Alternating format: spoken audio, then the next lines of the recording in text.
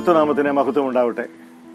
വിശുദ്ധ മത്തായിയുടെ സുവിശേഷം 4-ാം അധ്യായം 1 മുതൽ 11 വരെയുള്ള വേദഭാഗമാണ് നമ്മുടെ ധ്യാനത്തിന് ആധാരമായി തിരഞ്ഞെടുത്തിരിക്കുന്നത്. യോഹന്നാനാൽ സ്നാപനമേറ്റ ശേഷം കർത്താവിനെ പരിശുദ്ധാത്മാവ് മരുഭൂമിയിലേക്ക് പ്രലോഭനങ്ങൾക്കായി കൊണ്ടുപോകുന്നു. 40 ദിവസത്തെ ഉപവാസത്തിനും പ്രാർത്ഥനയ്ക്കും ശേഷമാണ് ക്രിസ്തു പല പ്രലോഭനങ്ങളെ നേരിടുന്നത്. പ്രലോഭനങ്ങൾ നേരിടാത്ത മനുഷ്യരില്ല.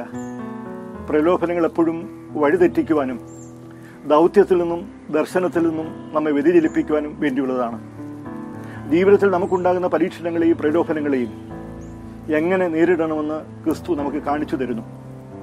40 ദിവസത്തെ പ്രാർത്ഥനയ്ക്കും ഉപവാസത്തിനും ശേഷമാണ് ക്രിസ്തുവിന് ഈ പരീക്ഷണങ്ങൾ ഉണ്ടായത് എന്നത് ശ്രദ്ധേയമാണ്. പ്രാർത്ഥനയും ഉപവാസവും ജീവിതത്തിൽ നമുക്കുണ്ടാകുന്ന പ്രലോഭനങ്ങളെയും വെല്ലുവിളികളെയും നേരിടുവാനും അതിജീവിക്കുവാനും വേണ്ടിയുള്ളതാണ്. ദൈവപുത്രനായ ക്രിസ്തുവിനെ പിതാവായ ദൈവത്തിൽ നിന്നുള്ള ബന്ധത്തിൽ നിന്നും അകറ്റുകയാണ് ഈ 3 പ്രലോഭനങ്ങളുടെയും പരമപ്രധാനമായ ലക്ഷ്യം. ഏതു പ്രലോഭനവും ആത്യന്തികമായി ദൈവത്തിൽ നിന്നും ദൈവ ഉദ്ദേശ്യത്തിൽ നിന്നും നമ്മെ അകറ്റുന്നതിനാണ്. ദൈവത്തെ ജീവിതത്തിൽ നിന്ന് മാറ്റി നിർത്തി സ്വന്തം താല്പര്യങ്ങൾക്കും ഇഷ്ടങ്ങൾക്കും പ്രഥമ സ്ഥാനം നൽകുക എന്നതാണ് സാത്താൻ നൽകുന്ന വെല്ലുവിളി. ദൈവത്തെ കൂടാതെയുള്ള സുഖങ്ങളും അധികാരങ്ങളും ഒരു സമാന്തര രാജ്യനിർമ്മിതിയുമാണ് സാത്താൻ ക്രിസ്തുവിന് നൽകുന്ന വാഗ്ദാനം. കർത്താവ് ഈ പരീക്ഷണങ്ങളെ നേരിടുന്നത് തൻ്റെ ജീവിതത്തിൽ പിതാവായ ദൈവത്തോടുള്ള പരമപ്രധാനമായ സ്ഥാനം പ്രഖ്യാപിച്ചുകൊണ്ടാണ്.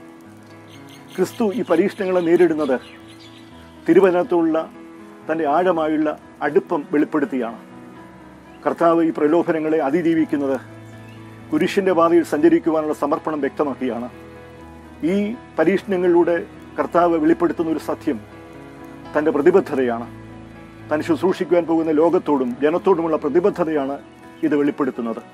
കുരിശിൽ കിടക്കുമ്പോഴും ഈ പ്രലോഭനം കർത്താവിന് നേരിടേണ്ടി വരുന്നുണ്ട്.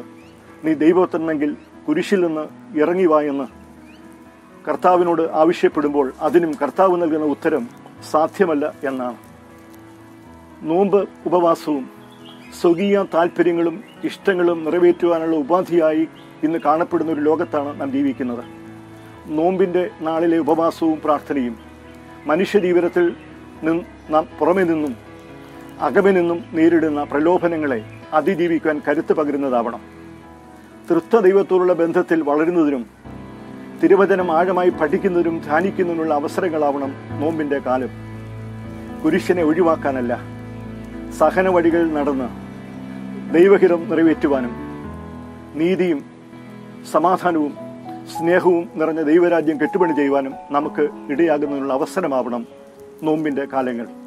വിശുദ്ധ ലൂക്കോസിന്റെ സുവിശേഷത്തിൽ പരീക്ഷണങ്ങൾക്ക് ശേഷം കർത്താവ് നസ്രത്തിലെ സിനഗോഗിൽ പോയി തൻ്റെ ശുശ്രൂഷയുടെ മാനിഫെസ്റ്റോ പ്രഖ്യാപിക്കുന്നത് ശ്രദ്ധേയമാണ്.